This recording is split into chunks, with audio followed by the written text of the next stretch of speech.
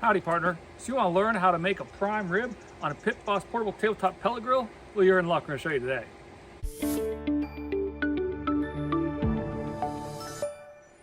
Today, we're going to walk you through how to make a delicious and juicy and perfectly cooked prime rib on this pellet grill.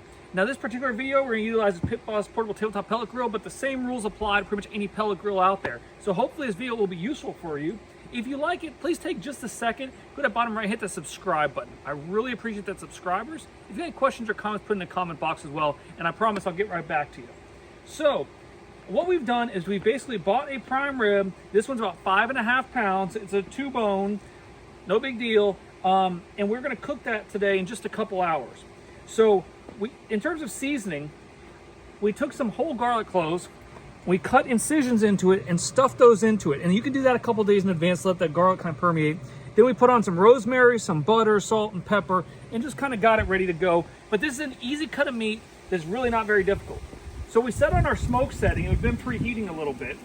And the first step we're gonna do is we're gonna set this fat side up with the bones down in the middle of our PitBoss at that smoke setting. Had a paper towel. So you just gotta make sure that you have clearance on top what you do. This, if you look from the top, this, like I said, is about 5.5 pounds. You could easily do, if you turn it this way particularly, a 10 pound. I mean, you're gonna do a good amount of, probably at least 4 or 5 bones on here if you wanted to. But you can also do it in the oven.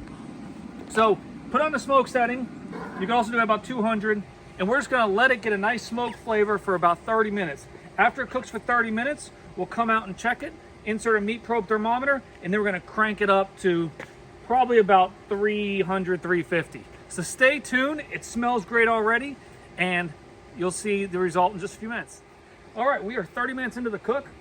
We've got a nice smoke flavor coming about the meat now. So this particular PitBoss didn't come with a meat probe thermometer, but I purchased this one on Amazon. I'll put a link in the description in case you don't have one.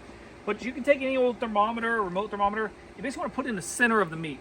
Now, some people recommend to let the meat get to room temperature before you start. It's probably not a bad idea, but you can go straight from the refrigerator if you need to.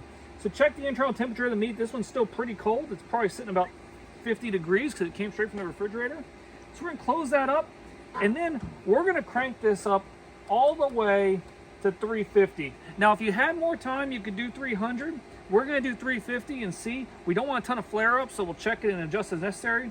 At 350, it's gonna be about 12 minutes a pound or so, and we're gonna go for an internal temperature of 120. 120 will be medium rare. We're gonna wrap it in some foil and let it finish heating up, and it will be just perfect. So again, we did 30 minutes at the smoke setting. Now we're going up to 350, and it's probably gonna take about an hour, hour and a half for this 5-pounder. So stay tuned, and we'll keep you posted on how it goes. All right, well, we are right at 120 degrees, so it's time to take it off. This is looking just fantastic. See, the bones are looking good. It's nice and juicy. This is gonna be a perfect medium rare. So what we're gonna do now is take it off the grill, and then we're gonna wrap it in aluminum foil, and it's gonna heat up just a few more degrees on its own while it rests for however long you wanna rest it for. We're gonna do about 15, 20 minutes, but you could do an hour or two if you wanted to. It should stay warm for quite a while. This is smelling just really fantastic. So we're just gonna wrap it up pretty tight.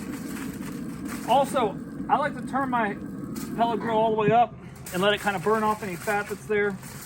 Keeps the cleanup low. So there we go. This took just about an hour and a half at 350. So we had 30 minutes smoking it at the low temperature, and then an hour and a half at 350 to get to that 120 internal. So just a little over 2 hours. It smells absolutely awesome.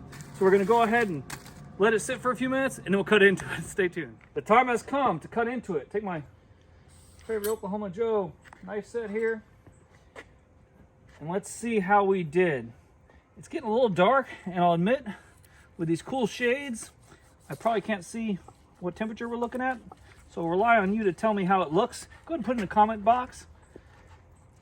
See if I'm hitting a bone right here. And let's see how we're doing. All right, we're back at you because we just came into better lighting, and it is cooked perfectly. So wasn't sure on the color out there in the dark, but it is cooked perfectly. Again, thanks for watching again. Get some cool Mr. Greg's merch. And tune in, because in 2023, the glasses come off.